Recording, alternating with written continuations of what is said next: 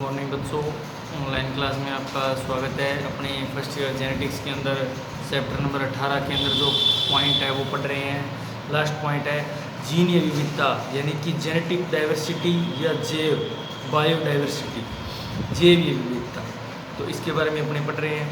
विभिन्न प्राणियों में विभिन्न गुणों में विभिन्नता पाई जाती है। आपको ये पता है कि जितने भी प्राणी हैं उनमें किसी न किसी गुणों में विभिन्नता पाई जाती है, वेरिएशन। ठीक है, तो अधिकांश विभिन्नताएं उनमें पाई जाने वाले जीन की विविधता के कारण आती है। ये आप देखो, फिनोटाइप जो बाहरी लक्षण प्रारूप है वही जीन की संरचना में बनावट या परिवर्तन के कारण आते हैं। उसी तरह से जो इनकी विभिन्नता है वो भी जीन या विभिन्नता के कारण आती है, जो अपने को बाहर दिखाई देती है। जीन या विभिन्नता प्राणियों में जैव विविधता का स्तर होती है, जो किसी प्रजाति की जीन या बनावट में पाए जाने वाले कुल जीन संबंधी गुणों को इंगित करती है। ये कह रहे हैं कि जो जीन या विविधता है वो प्राणियों में बायोडाइवर्सिटी का स्तर होती है, जो किसी प्रजाति की जीन या विभिन्नता को दर्शाती है। अब अपने आगे बात करते हैं। जबकि जीन या विभिन्नताएं जो किसी प्रजाति की जीन या बनावट में पाए जाने वाले कुल जीन संबंधी गुणों के बारे में अपने को बताती है। यानी कि कोई भी विभिन्नता अगर किसी प्राणी के अंदर, तो वो अपने को ये बता रही है कि इसकी जो जीन या संरचना बनावट की जो विभिन्नता है वो अपने को बाहर प्रदर्शित हो रही है। अब देखो, जबकि जीन या विभिन्नता जीन संबंधी गुणों के भिन्न होने की प्रवृत्ति होती है। जैव विविधता, बायोलॉजिकल डाइवर्सिटी, किसी भी पर्यावरणीय तंत्र में सजीव प्राणियों पादपों में पाई जाने वाली विविधता का स्तर है। इकोसिस्टम, यानी कि कोई भी इकोसिस्टम पर्यावरणीय तंत्र है, जिस पर्यावरण में रह रहे हैं उसकी वजह से उनमें जो कोई परिवर्तन पाया जा रहा है, या सजीव प्राणियों पादपों में पाई जाने वाली विभिन्नता, यानी कि उसका जीनों से कोई मतलब नहीं है। यानी एनवायरनमेंट, यानी पर्यावरण, यानी कि जलवायु के कारण उनमें कोई परिवर्तन पाए जाते हैं, वो क्या है? बायोलॉजिकल, यानी कि क्या है उसके अंदर? बायोलॉजिकल डाइवर्सिटी है, जैव विविधता है। जैव विविधता व जीन या विविधता आपस में संबंधित होते हैं, पर एक दूसरे पर निर्भर करते हैं। दोनों में परिवर्तन एक दूसरे को प्रभावित करते हैं। देखो, जीन या विभिन्नता है वो किसकी वजह से आई? गुणसूत्र होते हैं, गुणसूत्रों पर जीन पाए जाते हैं। जीन के जो लक्षण हैं या उनके जो गुण हैं उसे अपने एलील या विकल्प भी कहते हैं। उनमें परिवर्तन होगा, वो अगली संतति में होगा, अपने को दिखाई देगा, वो तो जीन ही परिवर्तन है। अब अपने कहते हैं बायोलॉजिकल विभिन्नता का मतलब है विकसित पर्यावरणीय तंत्र में जलवायु है, कोई एनवायरनमेंट है, उसकी वजह से जो परिवर्तन आया। लेकिन ये कह रहे हैं कि दोनों एक दूसरे पर निर्भर है, दोनों एक दूसरे को प्रभावित करते हैं, तो ये आपको ध्यान में रखना है। प्राणियों में जीन या विभिन्नता बहुत आवश्यक है, क्योंकि यह प्राणी संख्या को बदलते पर्यावरण में अनुकूलित होने की सामर्थ्य देती है। इसके अंदर इम्पोर्टेंस क्या है? जीन या विभिन्नता इम्पोर्टेंट है। क्यों? क्योंकि इस तरह से जीनों में परिवर्तन होते हैं तो वो जो अगले अपने एनवायरनमेंट में वहाँ पर स्थापित होने में सहायता करते हैं, मजबूती प्रदान करते हैं। तो इसलिए क्या है, वो जो जीन या विविधता है वो बहुत आवश्यक है, क्योंकि यह प्राणी संख्या को बदलते वातावरण में अनुकूलित होने की सामर्थ्य प्रदान करते हैं। अपने एक चीज़ पढ़ी थी, विदेशी जो नस्ल है उसका विदेशी सांडों के मध्य क्रॉस करवाया था। क्यों करवाया था? कि जो देसी नस्ल है वो अपने अधिक तापमान सह सकती है, इम्यूनिटी पावर अच्छी होती है, रोग भी कम होते हैं, अपने बात पढ़ी थी। तो अब वो जो वही ये बात आ रही है बायोलॉजिकल वाली। क्यों? क्योंकि ये जो जीन है अपने इसलिए क्रॉस करवाते हैं ताकि जो देसी नस्ल वाले जो जीन है वो एक हाइब्रिड नस्ल तैयार हो जाए, ताकि उसमें मान लो पर्यावरण में अनुकूलित होने की क्षमता पाई जाती है। तो ये एक दूसरे पर निर्भर करते हैं। लेकिन इम्पोर्टेंट कौन सी है? जीन या विभिन्नता। क्यों? क्योंकि जीन या विभिन्नता ऐसी होगी, जीन के परिवर्तन के कारण ही क्या है, उसके अंदर क्या आएगा, जो बाहरी वातावरण में अनुकूलित होने की पावर या इम्यूनिटी आएगी। जब विविधता अधिक होती है तो यह स्पष्ट होता है कि कुछ प्राणियों में किन्हीं जीन से संबंधित वे एलील पाई जाती है, जो उन्हें वातावरण में अनुकूलित होने में सहायक होती है। देखो, यह बात अपने अभी करके हटे हैं, यानी कि कई प्राणियों में इस तरह के एलील या गुण पाए जाते हैं जो संबंधित जो वातावरण है उसमें वे अपने वो अनुकूलित होने की क्षमता रखते हैं।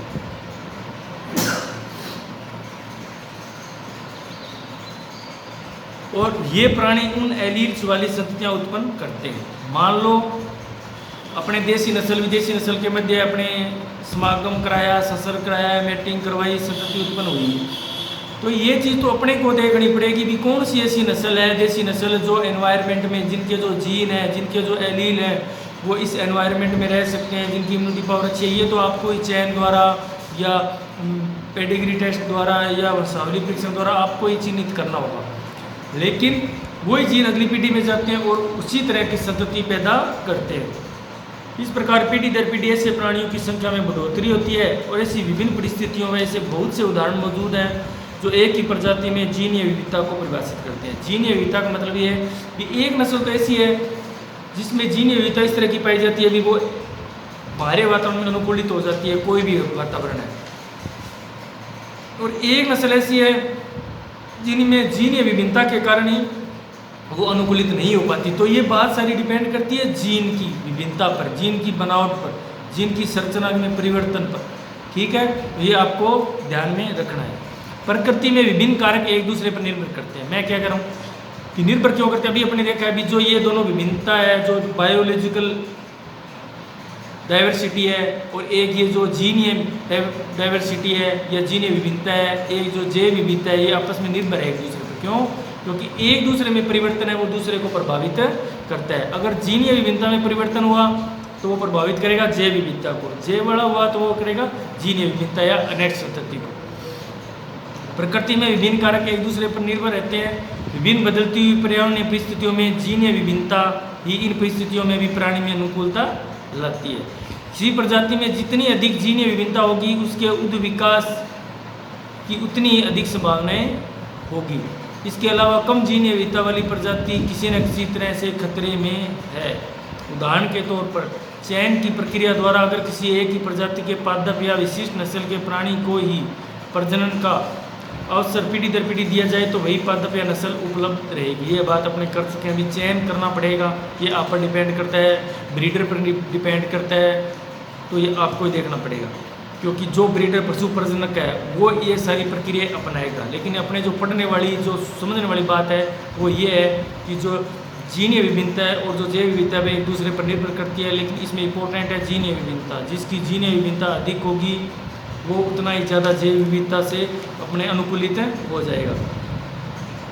उदाहरण के तौर पर चयन की गई प्रक्रिया में अगर किसी एक प्रजाति के पादप या प्राणी की ही प्रजनन का अवसर पीढ़ी दर पीढ़ी दिया जाए तो वही पादप या नस्ल, ये कह रहे हैं मान लो अगर एक नस्ल या एक प्राणी को अपने पीढ़ी दर पीढ़ी अच्छी नस्ल का हो, जिसका चयन किया गया हो, जिसकी पेडिग्री टेस्ट किया गया हो, जिसके आंकड़े उपलब्ध हो, उसका अगर अपने पीढ़ी दर पीढ़ी प्रजनन करवाएंगे तो वही नस्ल क्या है आगे आएगी।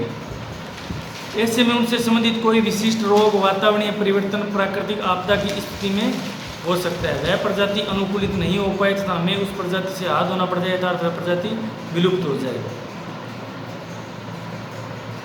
ठीक है, इसे क्या है, अब ये कह रहा है भी अगर मान लो आप एक ही नस्ल है, चयन किया हुआ है, ठीक है, आप क्रॉस करवा रहे हो पीढ़ी दर पीढ़ी, तो कोई ज़रूरी थोड़ी है भी 100% आपने उसका चयन कर लिया, अभी इसमें तो कोई रोग हो ही नहीं सकता, इसमें तो कोई मान लो ऐसी कंडीशन आ ही नहीं सकती। नहीं, ये कह रहे हैं भी एक ही एक अगर करवाओगे, ठीक आपने चयन किया है, लेकिन अगर कंडीशन इस तरह की होगी भी जैसे उनमें कोई विशिष्ट रोग हो गया, वातावरणीय परिवर्तन या आपदा की स्थिति में कोई प्रॉब्लम आ गई, तो क्या आप उस जो प्रजाति से आपको लॉस हो जाएगा। तो इसलिए आपको एक एक नस्ल से न करवा कर अच्छी नस्ल चेंज करते हुए अगर क्रॉस करवाते हैं तो उसमें ये लॉस होने के चांसेस कम होते हैं। क्यों? क्योंकि सभी जो नस्ल है उनकी अलग अलग जीनीय संरचना है, बनावट है, तो उस हिसाब से आपको ये ध्यान में रखना है। इस कारण जीनीय विविधता, जैव विविधता के साथ साथ अन्य कई विविधताएं भी प्रकृति में बहुत आवश्यक है। जैसे किसी भी प्राणी की कई नस्लें विभिन्न क्षेत्रों की स्थानीय निवासी होती है। एक ही नस्ल है लेकिन मान लो एक नस्ल है वो तो गंगानगर के एनवायरनमेंट में रह रही है, एक नस्ल है वो जैसलमेर के, एक है जो बाड़मेर के, उनमें विभिन्नता पाई जाएगी। कई बार ऐसी स्थिति उत्पन्न हो जाती है कि वह नस्ल लुप्त होने के कगार पर पहुंच जाती है। ऐसी स्थिति में हमें यह नहीं पता होता कि उस नस्ल को बचाया जाना चाहिए या नहीं। हमें यह भी पता नहीं है कि हमें भविष्य में किस तरह के प्राणियों की आवश्यकता होगी। इसलिए यह अति आवश्यक हो जाता है कि हम नस्लों के बीच इसे जीनीय विभिन्नता अर्थात जैव विविधता को बचाए रखें, इसे परिरक्षित करने के उपाय करें।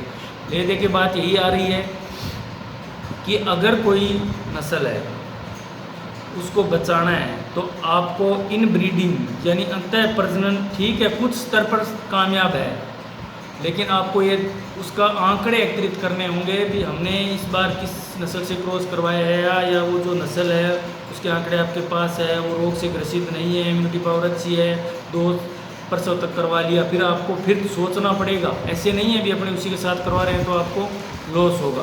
तो यहाँ पर बात समझने वाली एक ही आ जाती है भी प्रजनन, रिप्रोडक्शन या जिसे जनन बोलते हैं, तो वो क्यों आवश्यक है। जो बायो यानी कि जैव विविधता है, बायोलॉजिकल डाइवर्सिटी, उसके साथ क्या संबंध है। तो ये यही कह रहा है कि आपको जो जितने प्रजनन के प्रकार बताए हैं आप अपनी आवश्यकता अनुसार सुविधा अनुसार उनमें क्रॉस करवा सकते हो, ठीक है।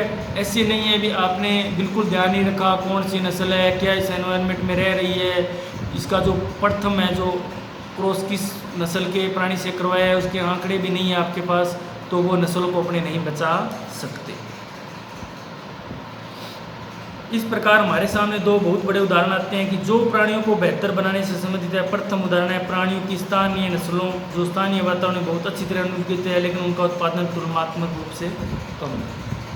अब मान लो अपने गंगानगर में कोई नस्ल है, ठीक है, अनुकूलित है इस वातावरण में, टेम्परेचर 50 पहुँच गया तो भी कोई टेंशन नहीं है, सर्दी गर्मी आंधी तूफान कोई दिक्कत नहीं है, हरे चारे की अनुकूलित है, लेकिन वो उत्पादन कम है। तो क्या आप उस नस्ल को पास में रखोगे या कुछ उसके बारे में सोचोगे। तो ये बात कह रहा है जेनेटिक्स, ये बात कह रही है कि आप उसके बारे में सोचो, उत्पादन बढ़ाने के लिए आप उसका इस तरह से क्रॉस करवाओ, ऐसी नस्ल से क्रॉस करवाओ ताकि जो हाइब्रिड नस्ल तैयार हो, जो अनुकूलित भी हो, दूध उत्पादन में भी अच्छी हो। तो ये बात आपको थोड़ा सा समझनी है। लेकिन उनका उत्पादन तुलनात्मक रूप से कम है। विदेशी नस्लों जिनका उत्पादन तो अधिक है लेकिन वे स्थानीय वातावरण में अनुकूलित नहीं है, यह बात आपको पता है। विदेशी नस्ल है अपने किसी डिस्ट्रिक्ट में ले लो, वो क्या है जल्दी से एनवायरनमेंट में अनुकूलित नहीं हो पाती, उन्हें आर्टिफिशियल तरीके से अनुकूलित किया जाता है। जैसे 45 डिग्री तापमान है, देसी गाय है, कोई फर्क नहीं पड़ता, पंखा लगा दिया। लेकिन विदेशी नस्ल है उसके लिए तो आर्टिफिशियल तरीका अपनाना पड़ेगा, अपने को तो कूलर लगाना पड़ेगा वहाँ पे पानी डाल के, तो वो अपने आर्टिफिशियल तरीके से उसको अनुकूलित किया है। तो क्या आप विदेशी नस्ल को रख सकते हो? नहीं, एनवायरनमेंट में अनुकूलित होना जरूरी है, तभी तो वो उत्पादन बढ़ेगा। तो आपको क्या करना चाहिए, ये बहुत बार बता चुका हूँ मैं, क्रॉस करवाते हैं उनके मध्य, देसी नस्ल और विदेशी नस्लों के मध्य, और एक हाइब्रिड नस्ल तैयार करते हैं। वो जो नस्ल होगी वो दूध उत्पादन भी अच्छा होगा, अनुकूलित भी हो जाएगी, और उसमें जो रोग प्रतिरोधक क्षमता है वो भी बढ़ेगी, और कुछ उसके अंदर क्या है दोनों के गुण आएंगे। दूसरा उदाहरण मुर्गी पालन का है, जिसमें भी मुर्गियों की अनेक नस्लों की बहुत सी कंपनियां दूसरी नस्लों का उपयोग कर प्रतिस्थापित करते हुए बदल देते हैं। प्रतिस्थापित का मतलब है मान लो किसी की जगह उसको स्थापित करना। मान लो कोई मुर्गी की एक नस्ल है, ठीक है, अंडा उत्पादन कम हो रहा है, तो क्या करेंगे, अनुकूलित नहीं हो रही वो एनवायरनमेंट की वजह से या कोई और रीजन है, आप क्या करोगे, उसकी जगह कोई अच्छी नस्ल वाली मुर्गी को स्थापित करोगे और अपना उत्पादन बढ़ाओगे। तो इस तरह से अपने चैप्टर हो रहा है कंप्लीट, ये चैप्टर नंबर 18 ब्रीडिंग के इम्पोर्टेंस और इसके प्रोग्राम पढ़े। 2-3-4 दिनों में अपने चैप्टर पूरा हो गया। अब आप सोचोगे भी इस तरह से हम कैसे याद करें, कैसे पढ़ें, लेकिन मैं आपको ये कह रहा हूँ, आपको बिल्कुल छोड़ना एक शब्द भी नहीं है, 1 बार 2 बार पढ़ना है, उसके बाद आप टेंशन फ्री हो। क्योंकि उसके बाद में आपको जब पेपर बना कर दिया जाएगा और जब उसमें आंसर पूछेंगे ना, तो आप बिल्कुल आंसर अपने कॉमन सेंस से दोगे। हर बार बोलता हूँ मैं, एक पेज है उसमें से कोई 2 या 3 लाइनें इंपॉर्टेंट्स आती है, बाकी बेसिक नॉलेज की होती है जो अपने को याद नहीं करनी पड़ती, ध्यान में रखनी पड़ती है। ठीक है, हम यहाँ पे पढ़ा रहे हैं, आपको बताई जा रही है कि ये बातें याद करने वाली है, लेकिन ये नहीं है भी आप सीधा क्वेश्चन याद कर रहे हो। उसका लॉस आपको कहाँ होगा कि जब आप एग्ज़ाम हॉल में बैठे होगे उस टाइम आपको लॉस होगा। क्यों? आपकी निगाह रहती है भी वो प्रश्न आ गया वैसा का वैसा नहीं, कॉमन सेंस से आंसर देना। उसके बाद बात आती है LSA की, आपका टारगेट LSA का है, वहाँ पर तो ऑब्जेक्टिव टाइप आएंगे, 4 आंसर नीचे दिए हुए हैं, एक आपको चयन करना है, तो वहाँ पर ये चीज़ काम आएगी। मैं आपको इस स्तर पे नहीं करवा रहा अभी आप यूनिवर्सिटी एग्ज़ाम, यहाँ पे तो कोई टेंशन ही नहीं है, आप बुक पढ़ के भी कर सकते हो। लेकिन नहीं, अगर आपने ऐसी आदत डाली इंपॉर्टेंट पढ़ने की, तो वहाँ आपको लॉस होगा। 7-8 नंबर के प्रश्न आते हैं, अगर आपने अच्छी तरह से पढ़ ली, इसको समझ लिया, तो कोई नहीं रोकने वाला, 8 में से 8% आपके सही होंगे। ठीक है, तब मैं ये कह रहा हूँ कि अभी चैप्टर कंप्लीट हो गया, पॉइंट बनाकर आपको पढ़ने हैं, रटना कुछ भी नहीं है। ठीक है, कोई एक डेफिनेशन होती है जो याद करनी होती है, या कोई टर्म होती है जो अपने को ध्यान में रखनी होती है, वो तो रखनी ही पड़ेगी, उसका अर्थ पता होना चाहिए। बाकी जो बातें हैं वो सिर्फ बेसिक बातें हैं जो आपको एक नॉलेज के तौर पर आपको ध्यान में रखनी है। अगर आप इनको पढ़ोगे नहीं तो आपको नॉलेज कैसे आएगा? जितना ज़्यादा पढ़ोगे उतना ज़्यादा ही आपको नॉलेज आएगा। तो आज ये अपना चैप्टर कंप्लीट होता है, बाकी अपने जो नेक्स्ट चैप्टर है वो करेंगे अपनी नेक्स्ट क्लास में स्टार्ट। आज के लिए इतना ही, थैंक यू।